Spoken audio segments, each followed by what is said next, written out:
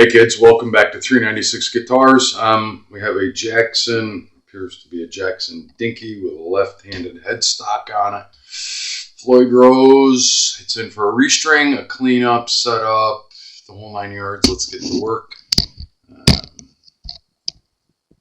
It's not in terrible shape. It's actually a pretty good looking guitar. It's dirty as hell, but I can tell already that it's been a long time. Strings are absolutely gacked. We are going to, first thing we're going to do is loosen. Well, before we do that, I'm going to take a measurement. I want to see where everything is. I can tell you that the fine tuners are all over the place. It looks like I don't know, like an accordion. Strings are really gacked. Frets are dirty. Board, I don't know. It seems pretty dry. I can tell that the pickups are way too close. I was doing some preliminary checking on this off camera, and they were banging off down here. I was getting a lot of fret buzz because I think the action is too low. And this usually tells the story right there. Yeah, no, it's too straight. It's too straight. It is, yeah, just too straight. So we're taking nines off or putting nines on. So I'm not going to do any measurements until we get these off, clean up the board, clean the guitar a little bit. Bent three-way switch, and it seems loose too.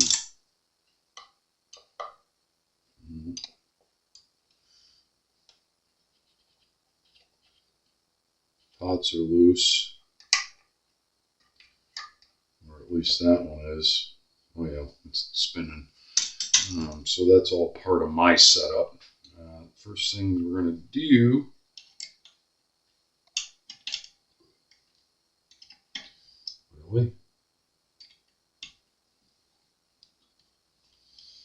is get these off of here. Not a fan. Floyd Rose bridges are persnickety, tricky. Once you get them set, they're bulletproof. I will say that, but I don't like them. I think they're over-engineered. I don't think you need all that gear there, but everybody seems to love them. Everybody seems to love them. So what I do is I checked the neck relief. We know we got to straighten that out. The string action's way too low, and the pickups are way too close. So that could have a lot to do with string height and all that. That's always the last thing that I do. We'll check, intonation and all that later. I'm going to de-string, and then we're going to get after this, clean it up before we do anything, and kind of polish the frets a little bit, oil the board. Many of you have seen it. And then we're going to restring it and do a setup. It's pretty quick. Also, whenever I start, I always check right there. I want to see the condition and the state of the Floyd Rose in comparison, in relation to the body. It should be perfectly level. And some of them are a little bit odd. They have kind of a ramp that goes up. This is a Jackson by Floyd Rose. So it is a Floyd Rose for all intents and purposes. But this particular one, you eyeball it right there and you look at it, and it should be completely level and flat. Where like on a Fender Strat, you want just a little bit of lift off the body so that it has a place to go. This is routed out all the way through, so it can go either way. I digress. So I'm going to pause while I get all the strings off, and we'll start cleaning it. I'll be right back. So I'm just doing the last few frets here. We're cleaning them. We're not really going, whole hog on them. This is just in for a restring and a setup, but I include this with every job. I can't stand putting dirty frets back in a player's hands. So we polish them up nicely and get all the surface cook off them. And actually, these frets are in pretty good shape. The guitar does get played a lot. I see wear up here in the money zone, which is always encouraging. I know this instrument gets played, I can tell. We're going to do the oil, but before I forget, these are nice and snug. Before I forget,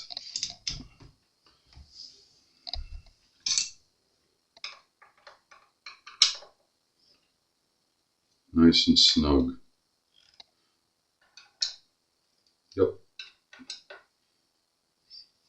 It always puzzles me when I get a guitar and I check those two things and they're loose. The neck is loose in the guitar. And the tuners are loose, which means it'll never be stable. But they were nice and snug. That's good news. A little dirty. Let's get oil on the board because, yeah, well, damn.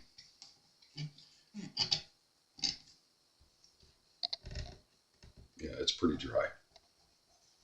Pretty dry. And I'm not going to show you this entire process because many of you have seen it. But this is how we do it. And this is linseed oil.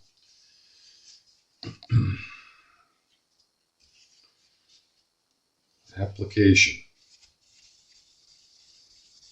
Wood needs to be conditioned. You can't just let it dry out forever. It needs to be conditioned. And especially where you're playing your instrument, the fretboard. You follow? You already see the difference. I mean, you can tell the difference how thirsty that wood is. So we apply it, we let it sit, and that's where I'm going to pause again really quickly. You want to get a fair amount on there, just don't glop it on. Just a fair amount to let it start to soak it up. And this will last about a year. I recommend you do this about a year. If you're using any other kind of oil, I don't know, maybe every time you restring it, but linseed oil once a year. Stand by while we wait for this to work its magic, and I'll be right back. You follow? So everybody's a little freaked out about Floyd Rose sometimes. I'm going to try to take some of the mystery out of it. We polished the frets, we cleaned and oiled the board, we cleaned the guitar as much as possible. It's a flat finish, so they stain easily. Just sweat and drinks, whatever, DNA gets on them, and it does stain easily, but I cleaned it up a lot. Now, Floyd Rose. You got fine tuners here and you got regular tuners up here with a locking nut. What I do is by the way, I have it blocked so it doesn't fall all the way down into the cavity. What I like to do is get these all in the middle position. These are your fine tuners. Some of them are all the way up, some of them are all the way down. Get them all in the middle pretty much. And you just kind of eyeball that. There's a block of wood here holding that, otherwise it'll just flop down and pop off of the points. No ball end here. Wrap up there is exactly as it normally would be. To de-string it, you loosen these and you pop it out. To re-string it, you cut off the ball end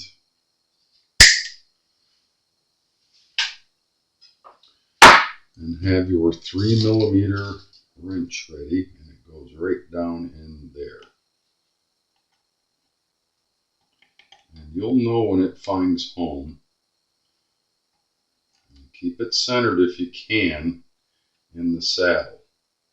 Does it have to be super tight? No, but it's got to be snug. A good tug will let you know you're home. Then the rest of it is just like you would normally do. You want to go to the next peg. If it's going to live right here, you go about 1.5 inches or so. Put a bend in it. Run it through. And start to wind. Pardon the noise.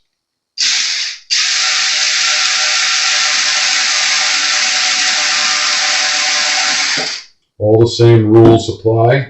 The first wrap goes above the string hole. Every other successive wrap goes below.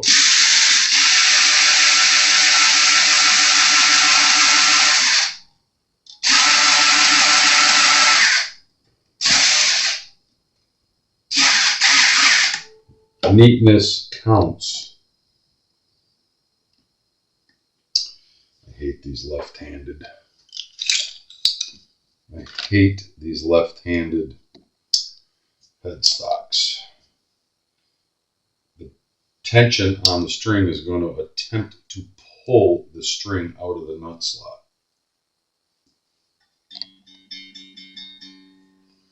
I like to leave these off until the very end, but sometimes you have to put them back on. It should hold in there until we have to get the next string on. Now, as I said, see, it tries to pop out because it's putting so much tension that way.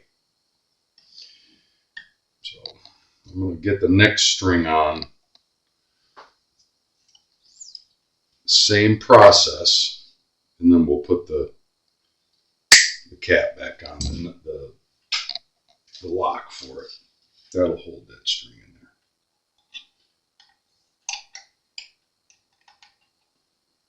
Usually you don't have that problem on the regular side.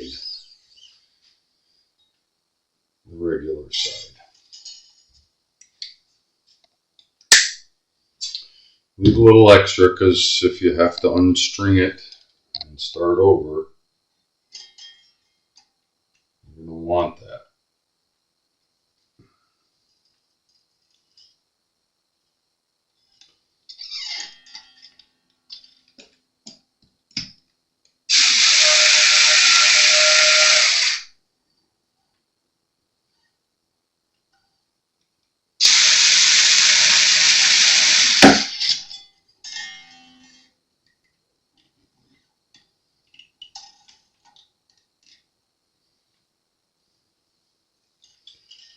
I know it's tedious.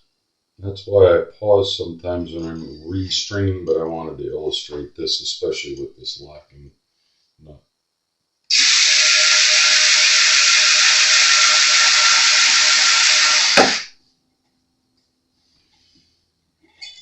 It can be tricky.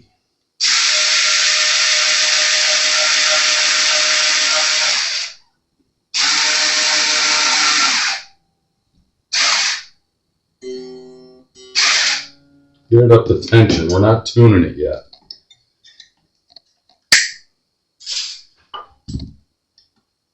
We'll put that lock back on because that low E is trying to pop out of the front part of the locking nut mechanism. It's just the way they are. If it was up to me, I'd have a string tree up here, but I guess Jackson doesn't like that.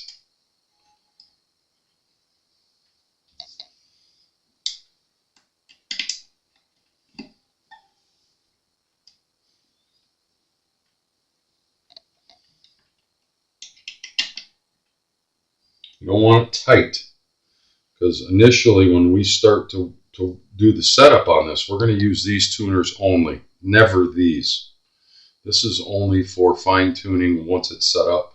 And not only that, when I'm done, when I give this back to the client, I leave these loose for the first week or so until the strings stretch all the way. because you can't get enough out of the fine tuners to match that string stretch. Does that make any sense? So that will hold that string in there. Now it can't pop out. I'm going to pause while I do the rest of them. So you saw 2 of them. You snip off the ball end, you put it in there, you cinch it down, and then go to restringing. The same rules apply up here. First wrap above, every other successive wrap below. You want to at least have 2 wraps, one above, one below, and starting another one on the bottom. So stand by. So we got all the strings on. I cut off the extras. We put the locking pegs back on. Come on, Luch, you can do it. Get it on there the right way. They only go on one way. I had that one boogered. Okay. Take the block out now that we have string tension on it working against the springs. And we're going to tune it up the pitch. Let's do a little stretchy stretch.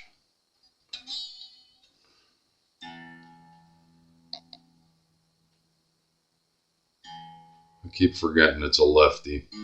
It's a left headstock, not a lefty guitar.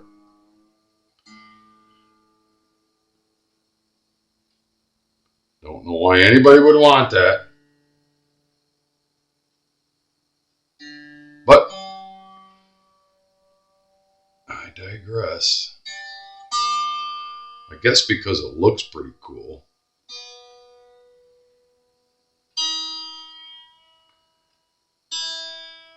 Must be lefty headstock day. I did a Charvel earlier with a lefty headstock on it. So right now we're tuning and tuning and tuning because the strings and the springs underneath have to find equilibrium. And this is going to take me an hour to do this. But I wanted to show this part of the process, that every time you go through this and tune every string up, you go back and start over, it's going to be flat again. And each time you do it, it should be less and less and less flat. And then eventually it will find equilibrium with the springs on the floating bridge. And once you get to that point,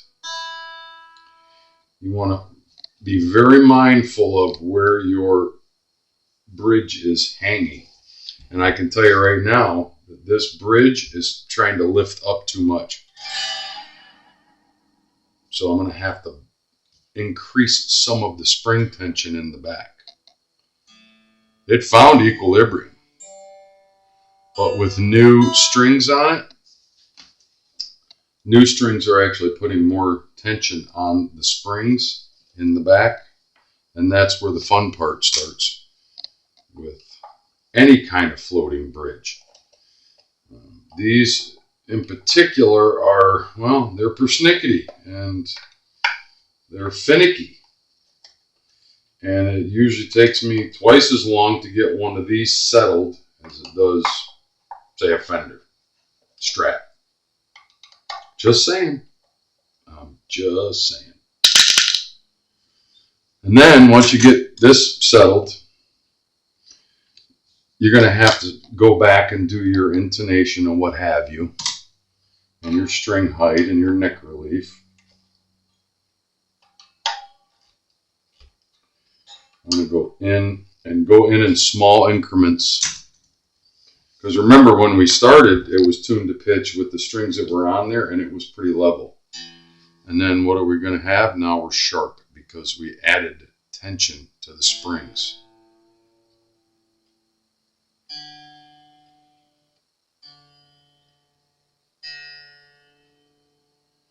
And as you go through this process, eventually you'll find equilibrium.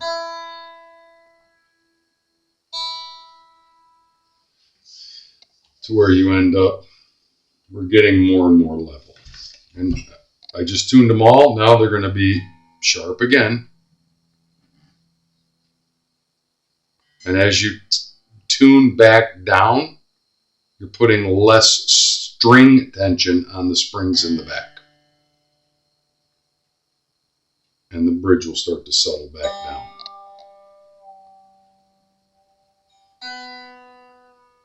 And this is the mystery why everybody's so afraid of Floyd Rose, or even fenders for that matter. It's almost there.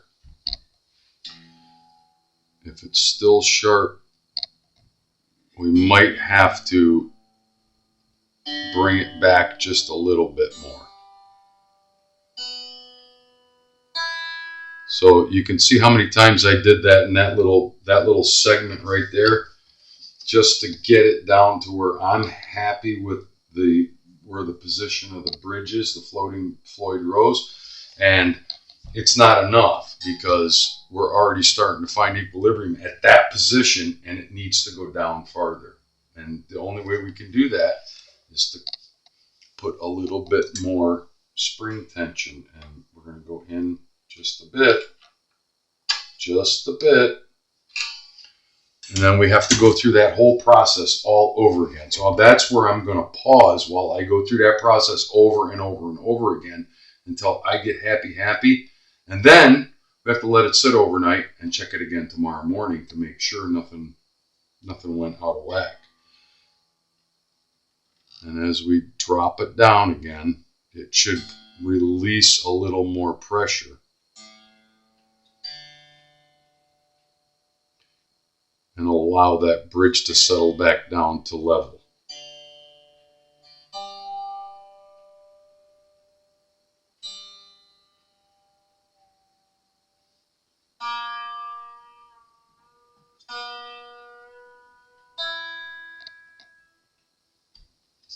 And it's almost there. So we're going to let it settle. I'll be back in just a moment. Stand by. Okay, so we finally are getting some equilibrium, and that's only the first step. You know, when you do that and you get back and you've got a nice level bridge, because now I still have to set the neck relief and the string height, and that can affect our equilibrium slightly, but usually not a lot. So with the new string on, the new strings, we're going to check our neck relief again. And yeah, it's tight. It needs to be loosened up slightly. It's too tight. And looks like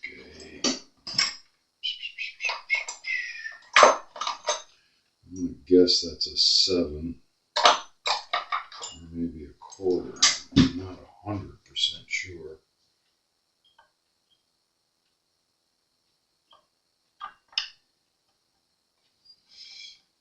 Get it in there under that string without popping it out. It might be this guy. I'm for sure it's this. Alright, stand by. I'm going to have to get a different tool.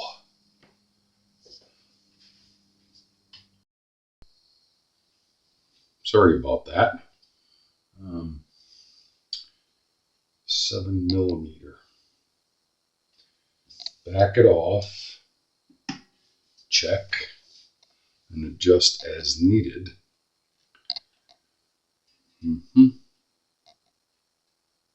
So we're too tight. That means we need to loosen it.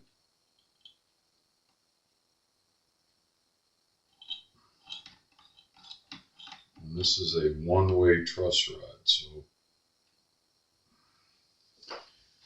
I have run into this with Jacksons before.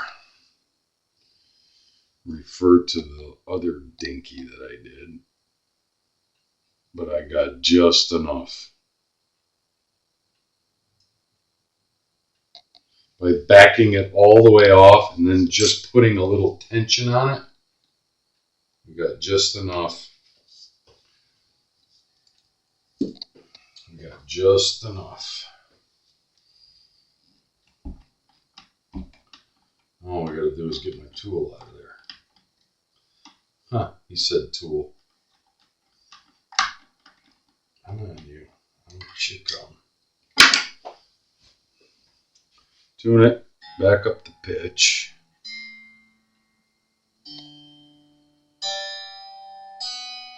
It's close enough. I want to make sure of that adjustment because that's the most important one.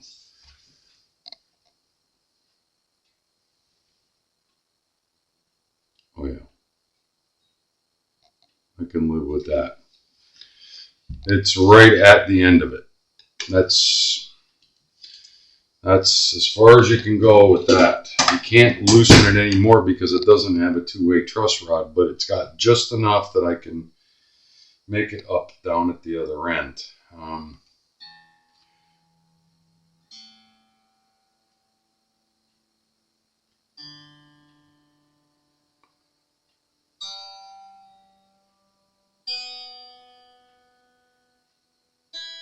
I'm finally starting to get the hang of the backwards headstock. We are still good and level. Now, the last thing we're going to check before we leave it for the night to settle is our string height. Now that we opened up the neck relief, we should have a little bit more there. And I can live with that. It's perfect. Perfect. We're just over 4, almost 5/64 on the bass side, and right at 4/64 on the treble side. I'm going to leave it like that for now. When I say for now, that means this guitar is now going to have to settle overnight, and I will check it first thing in the morning before I deliver it to the client. I will leave these loose so he can tune with these until the strings and the springs completely settle. Then he can tighten, snug these up, and use only the fine tuners. Yeah, I knew there was a problem here. Wow, are they close? I mean, close. Holy cow. Choking your sound. You're losing half of your sound and buzzing off of the strings. The pickups are actually touching the strings, guaranteed. This guitar is going to come alive now. That was just incredible. They were literally almost right on the strings. Same on this. Oh, this one's not too bad. That one's okay. Oh, 1 out of 4.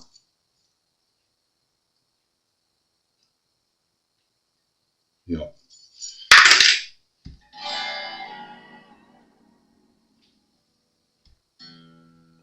Oh, dead on. Dead on. Oh, that one's a little off. And I mean a little. G, Ron kidding class.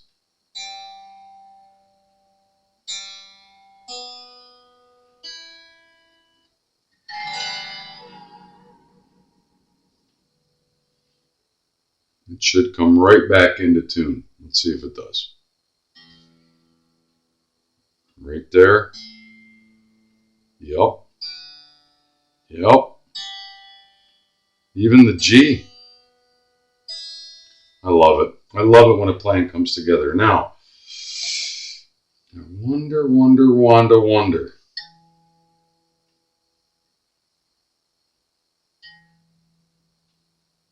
Good.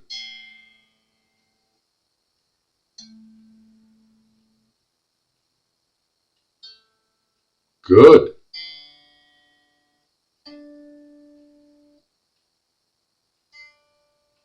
Dead on.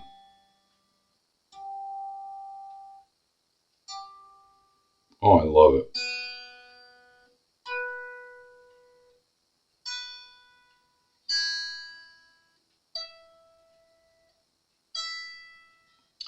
Intonation is set. I did not have to do anything with that, but I can see they've been adjusted before at some point in this guitar's life. And thank Buddha that they were dead on, because these are a mother bear to do. You have to literally loosen the string all the way off, pull it out of the way, make an adjustment, tighten it back up, and then check it again. And it takes forever. That's why I charge twice as much to set up a Floyd Rose guitar than I do a regular guitar, because these things are persnickety, they're touchy, but once you get them set, they're bulletproof. They are absolutely bulletproof, and they come right back into tune. This thing's going to set overnight. Yeah, it's coming right back in. As I said before, I tend to leave these loose for the client until the strings completely stretch all the way, because you'll run out of fine tuning down here. Once, after a week, maybe 2 weeks, you kind of tune it up, make sure these are in the middle, clamp it down, and then you use your fine tuners. And that's that. Another beautiful, beautiful instrument. Ready to go do some more rock and roll. It's Blackjack with 396 guitars. If you dig what I'm doing, like and subscribe. I read almost all of your comments. I try to read them all. I try to respond, but I appreciate the love that I've been getting lately, and we'll talk soon. Like and subscribe and share.